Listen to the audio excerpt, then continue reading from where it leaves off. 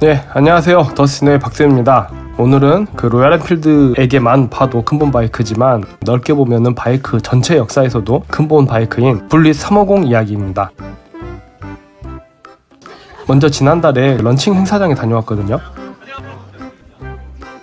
이게 항상 느끼지만 브랜드에서 참 준비를 이번에도 많이 하셨더라고요. 어찌 보면 브랜드 내에서 이미 이제 클래식 350이 있지만은 그보다 훨씬 더 클래식한 모델이 사실 분리시다 보니까 이렇게 한옥에서 미디어 런칭을 준비하신 것 같더라고요.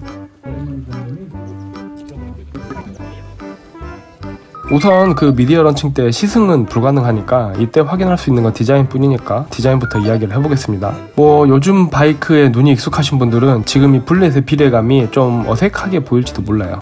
탱크의 크기나 형상, 그리고 동그란 헤드라이트의 위치, 그리고 프론트 서스펜션의 각도, 앞뒷바퀴가 지금은 거의 보기 힘든 조합인 19인치, 18인치 이런 셋업이거든요. 그리고 시트의 이 길이나 이 넘어가는 쉐입 이런 것들이 이게 전형적인 옛날 바이크의 구성이죠. 그래서 지금 현재 우리가 보고 있는 이 분리 350은 이번에 출시한 완벽한 그냥 신형 바이크인데 그냥 디자인만 놓고 보면은 어디 창고에 주인도 모르게 한 몇십 년 이렇게 짱박혀 있다가 그거를 아들이 발견해가지고 팔려고 이거 먼지 탈탈 털어가지고 방금 막 꺼내놓은 느낌이랄까요? 사실 이런 장르는 디자인이 가장 중요한 요소일지 모릅니다. 내가 이 바이크를 타고 있을 때, 밖에서 나를 바라봤을 때 내가 어떻게 보였으면 좋겠다.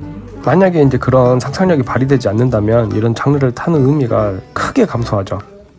이런 문화 자체가 오래된 서구에서는 오래돼가지고 가치가 높아진 바이크를 이제 빈티지 바이크라고 칭하고, 오래된 바이크의 형식을 따르는 그 요즘 바이크들, 이거를 장르로 표현할 때 클래식 바이크라고 이제 주로 부르는데요. 얘네들이 이런 그 코크 보틀 그립이라고 하는데, 그러니까 그 콜라병을 좀 닮았어요. 그립 자체가. 이런 걸 적용시켜 놓은 것만 봐도 클래식을 굉장히 의식하고 있다. 이제 그런 게 좀 느껴지죠. 그 오래된 바이크의 형식이라는 게 이게 기준이 있거든요. 2차 세계대전에 참전했던 바이크의 구성이 그 기준이 됩니다.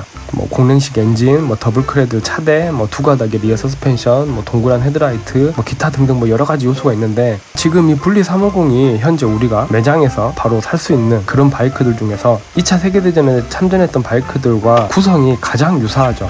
그러니 분리 350이 결국은 가장 클래식한 바이크 중 하나라는 뜻입니다.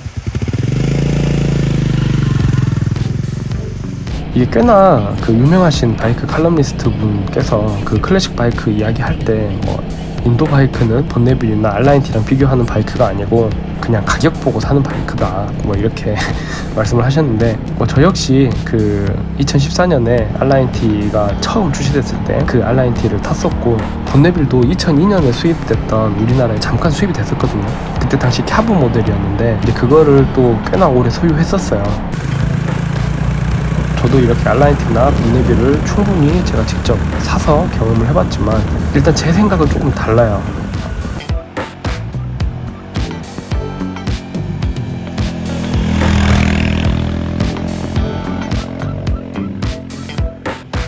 물론 알라인티나 번네빌 둘 다 좋은 바이크 맞습니다. 이제 그걸 폄하하는 건 아니고, 이제 그거를 동경하지만 지금 여건에 맞춰서 고르다 보니까 로얄 엔필드를 사서 타시는 분들이 분명히 있죠. 근데 이제 제가 감히 말하건대 이분들은 길게 못 타요. 스스로가 스스로를 판단했을 때 이제 거기까지 필요하지가 않아서 고른 바이크가 엔필드이신 분들은 길게 탑니다. 확실히 이렇게 엔필드를 선택하는 분들이 꽤 많기도 하고요. 이게 취향을 이야기하는데 이거를 수준으로 답을 하는 거는 뭐랄까 좀 졸부 같은 느낌이랄까.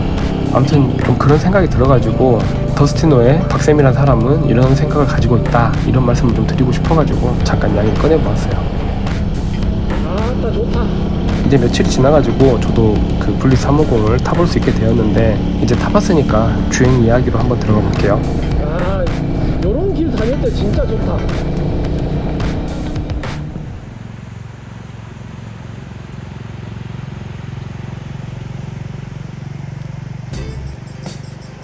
주행은 정말 익숙한 감각입니다. 원래부터 제가 알던 맛이고요. 원래 알던 맛이 제일 무섭잖아요. 이게 누가 타더라도 사실 어려울 것이 하나도 없습니다. 그리고 라이더를 재촉하는 것도 일도 없고요.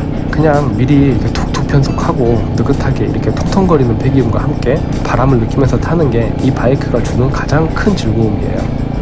좋은 바이크랑 재밌는 바이크는 좀 다르죠. 물론 각자의 취향이나 경험의 방향, 깊이 뭐 이런 거에 따라서 다르겠지만 이 바이크는 재밌어요.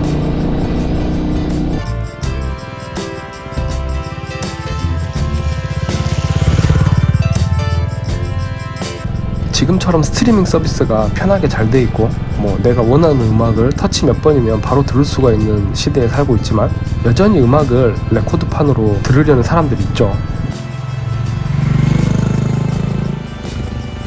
음악이 나오는 과정에 내가 관여할 거리가 있고 그리고 그 음악이 나올 때의 질감의 차이를 아는 사람들한테는 그 스트리밍으로는 만족이 안 되는 것들이 턴테이블에 있거든요.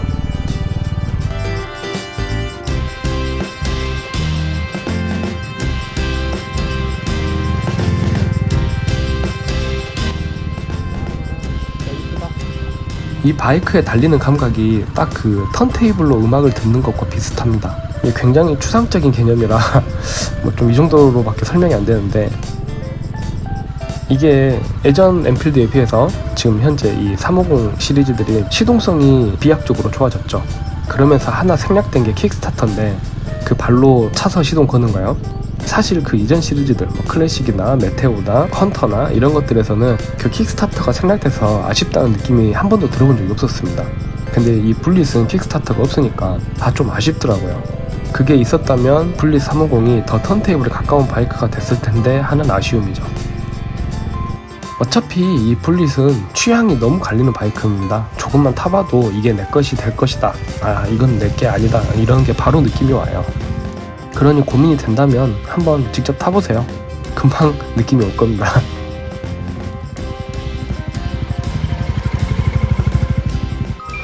안녕하세요, 더스노의 박쌤입니다. 오늘 저희가 이야기할 바이크는 보시다시피 로얄 엔필드의 블릿 350. 그 로얄 엔필드 코리아에서 뷰렛 350으로 이제 공식 이름을 정했는데, 워낙 블릿이라고 오래 부르다 보니까 약간 입에 좀 안 붙는 감은 있어요. 근데 아무튼 공식 명칭은 뷰렛 350이 맞습니다. 그거를 계속 지켜서 촬영을 하다가는 NG가 너무 많이 날 것 같아서 블렛이라고 이야기하든 블릿이라고 이야기하든 뷰렛이라고 이야기하든 너무 신경 쓰지 마세요. 아무튼 공식 명칭은 뷰렛 350이라는 거. 이 뷰렛이란 모델은 뭐 로얄 엔필드한테도 의미가 아주 각별한 모델이지만 모터사이클이라는 이 전체를 놓고 봐도 상당히 좀 유서도 깊고 의미가 있는 모델이라고 생각할 수가 있을 것 같아요. 제가 알고 있는 게 맞다면 아마 지금 로얄 엔필드가 블릿이라는 이름을 사용한 게 한 90년이 넘은 것 같고, 그 모터사이클 전체에서 하나의 이름으로 어떤 헤리티지가 쭉 이어지면서 지금 보면 이렇게 디자인이 크게 바뀌지가 않았거든요. 아마 모터사이클 역사에서 가장 장수하고 있는 모델이 뷰렛일 텐데, 어느 정도 이 모델이 장수를 하고 있냐면 지금 여기 보시면 탱크에, 그러니까 요게 이게 페인트인데 요거를 3대째 칠하는 사람이 있더라고요.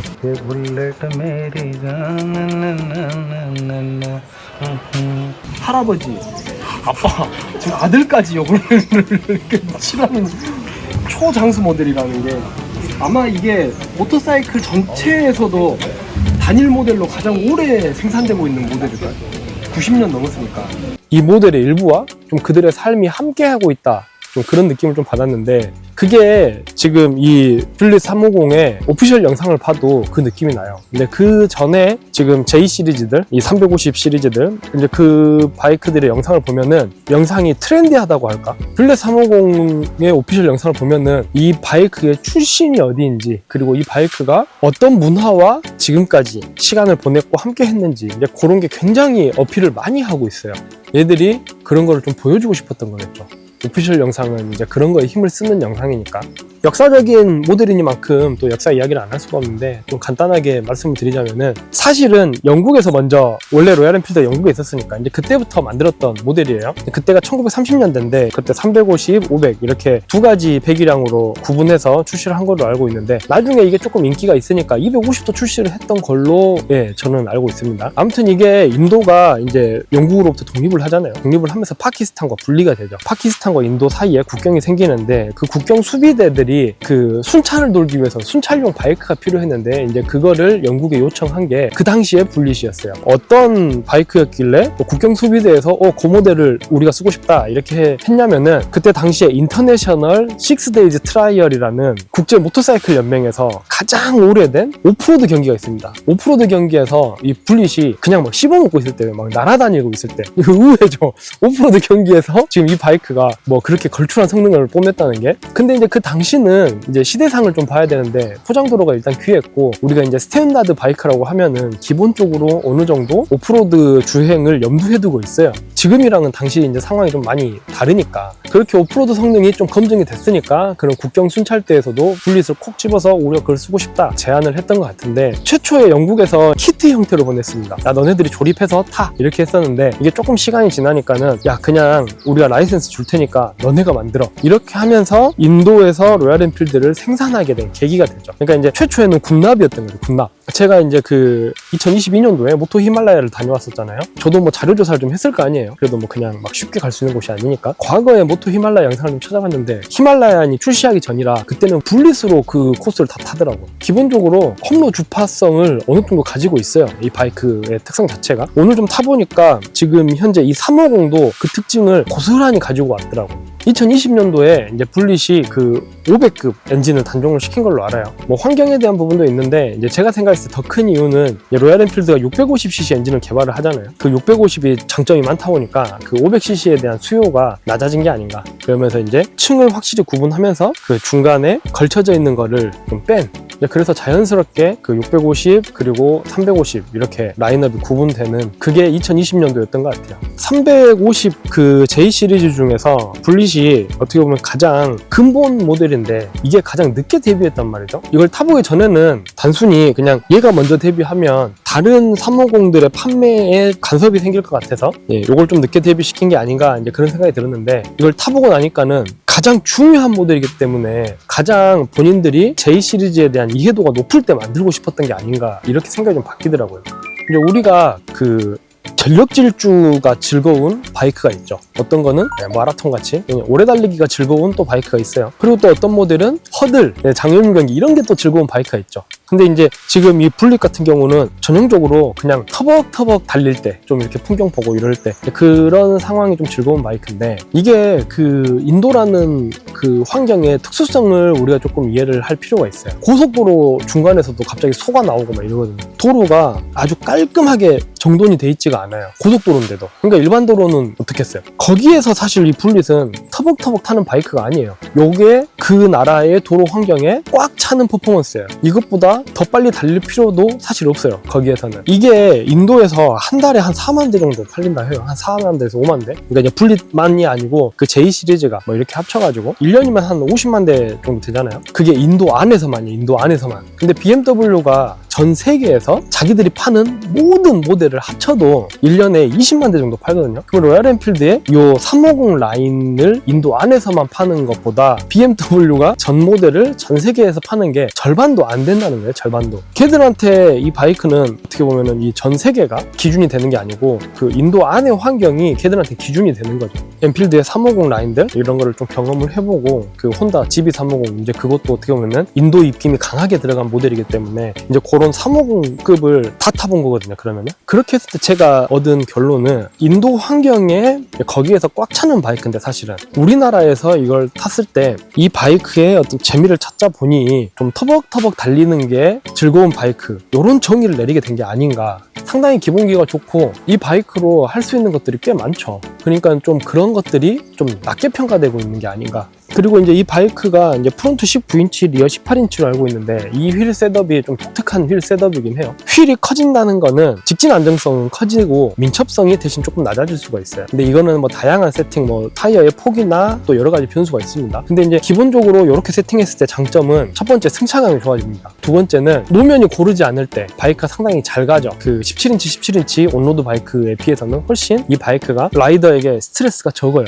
그리고 또 하나가 이 시트 착저감이 상당히 좋습니다. 서스펜션도 뭐 방지턱이나 이런 걸 좀 때려보면은 상당히 괜찮거든요. 그 휠 셋업, 그 서스펜션을 포함한 어떤 셰시의 세팅, 이 시트의 지금 착저감 이런 것들이 만들어져서 굉장히 승차감이 좋은, 승차감은 확실히 장점인 것 같아요. 19인치, 리어가 18인치라는 거는 사람으로 치면은 약간 키높이 같은 느낌인 거거든. 일반 스탠다드 바이크는 17이니까 거기보다 이제 휠이 커졌잖아요. 전반적으로 바이크가 뜨개 마련인데 그거에 비해서는 발이 또 엄청 잘 닿죠. 시트고가 낮으니까. 그래서 그래서 덤으로 얻어지는 효과가 그냥 특별한 기술 없어도 험로에서 크게 공포심이 없이 털털털털털 하면서 그냥 지나가진다는 거죠. 근데 이게 명심하셔야 될 게 안정감이 높은 것과 자신감이 생기는 거는 좀 다른 문제예요. 정확하게 지금 현재 이 세팅은 안정감이 높은 세팅이에요. 이 안정감 때문에 내가 뭐 도전을 하고 싶고 뭐 돌을 뛰어넘어 보고 싶고 이제 그런 자신감이 생기는 거랑은 또 다른 의미입니다. 이 바이크가 쿼터라고 지금 구분을 해야 될 것 같은데 쿼터급에서 결코 가벼운 바이크는 아니죠. 근데 이제 사이드 스탠드를 걷고 이제 일으켜 세우면은 사실 그때부터는 무게감은 크게 부담스럽지는 않은 것 같아요. 보통 키의 여자분들도 충분히 다룰 만한 바이크다. 이 바이크가 지금 현재 AS로 해서 말들이 있더라고요. 그래서 저도 좀 봤는데 예, 여보세요? 야, 자고 있었구만. 이제 일어났습니다. 쉬는 날 일찍 일어나야지. 오래 자면 아깝잖아.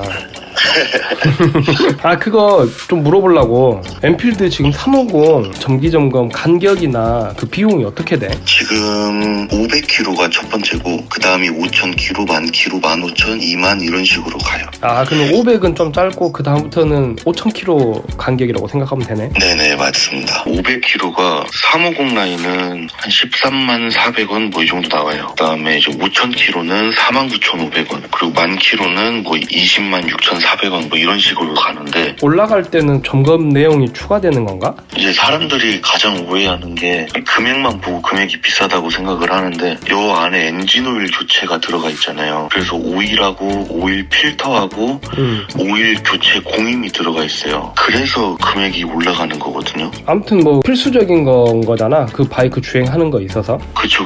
그거를 이제 했을 때 보증이 유지가 되는 거니까. 네, 맞습니다. 그 보증이 3년의 무제한이고, 내가 알기로는 긴급 출동 서비스? 네, 3년 안에 이제 보증에 관련된 문제로 고장이 나면은 차를 보내줘요, 용달차를. 그래서 가까운 대리점에 이제 픽업을 해주는 거죠. 그러면은 내가 본사에서 제시한 정책상의 점검을 이수를 했을 때 이제 본사에서 그 정도의 책임은 져주겠다. 맞아요. 그러니까 이제 나는 약간 요게 그 뭐라 그럴까, 구독 서비스 같은 개념 같더라고.